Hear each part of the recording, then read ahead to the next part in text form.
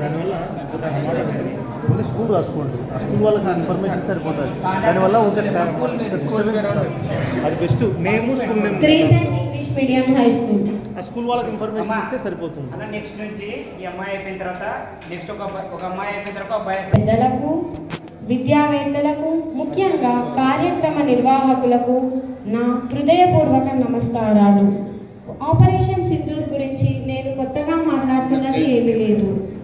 మీ అందరికీ తెలిసిన గత సంవత్సరం జమ్మూ కాశ్మీర్లోని అనంతనాగ్ జిల్లా పహల్గాం పరిసర ప్రాంతంలో 2025 ఏప్రిల్ 22న జరిగిన ఉగ్రవాద దాడిలో 26 మంది పర్యాటకులు మరణించారు. ఈ దాడిలో ఉగ్రవాదులు మోదీకి చెప్పు అంటూ ఆ మహిళా పర్యాటకుల ముందే వారి భర్తలను క్రూరంగా చంపేశారు. మహిళా ఆక్రందనలను నేలరాల్చిన ఆ మహిళ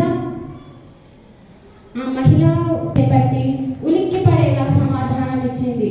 ఆ రోజు ఆనందంగా గడపాలని వచ్చిన ఆ మహిళలకు కన్నీళ్లను మిగిల్చితే దానికి ప్రతీకార చర్యగా భారత భద్రతా వలయాలను మహిళా శక్తితోనే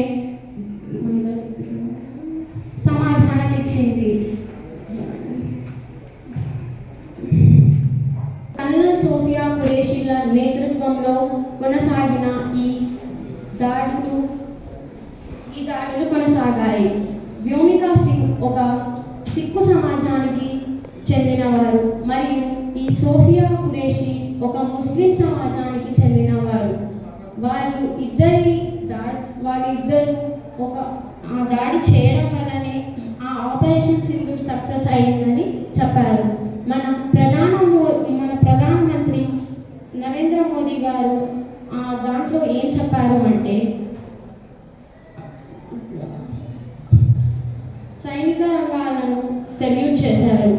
మన ప్రధానమంత్రి గారు పంజాబ్లో వెళ్ళి అక్కడ సైనికులను సెల్యూట్ చేసి వచ్చారు. నాకే ఈ అవకాశం ఉంటే నేను ఆర్మీ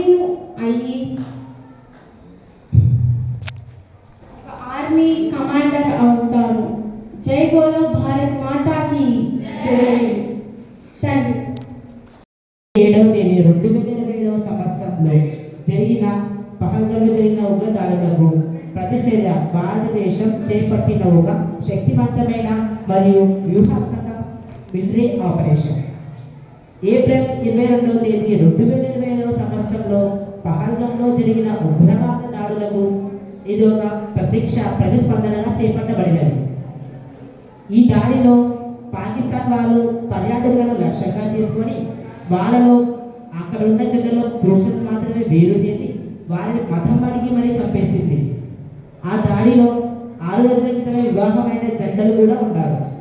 వారు అక్కడే ఉన్న ఒక పర్యాటకులలో ఒక జెండా వినయ్ కుర్వాల్ అనే జెండాలో అతని భార్య ముందే దాన్ని కిరాతకంగా చంపేశారు.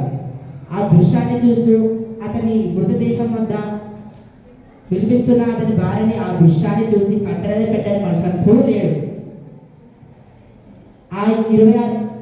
ఈ దాడులు 26 మంది చావుకు కారణమైంది. ఇందులో అభంశుభం తెలియని వాళ్ళు కూడా ఉన్నారు. ఈ దృశ్యం తొలగించాలని ఈ ఆపరేషన్ పెట్టారు. అలాగే భారతదేశ సైనికులు పాకిస్తాన్ వారిని